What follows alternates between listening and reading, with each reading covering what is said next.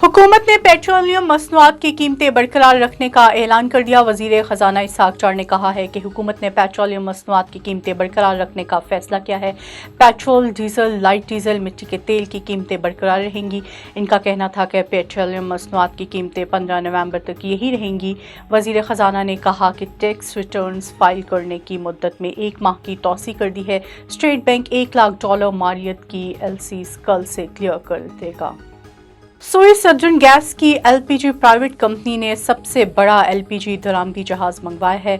दरामदी LPG का बहरी जहाज 8500 मीटर टन का सबसे बड़ा जहाज पोर्ट काइम पर लंगर अंदाज हो गया है। सबसे बड़ा LPG का दरामदी जहाज टर्मिनल पर पहुंच गया। सुई सदर्न गैस के मुताबिक LPG की दरामदी का मकसद मुल्क में तवानाई के बहरान का मुकाबला करना है। खास तौर पर सर्दियों में MOS एनर्जी हुकूमत पाकिस्तान की हिदायत पर ओगरा की कीमतों पर सारिफीन की दहलीज पर पहुंचाई जाएगी। सोने की फी तोला 1800 रुपए कीमत में कमी हो गई। All Pakistan James and jewellers association के मुताबिक सोने की फी तोला कीमत 1800 रुपए कम होकर 1,50,000 रुपए ग्राम सोना 1544 हो गई है। रुपए कम होकर 1,28,600 रुपए है, जबकि आलमी सराफा में सोने की कदर $4 कम होकर $1640 फी औंस है।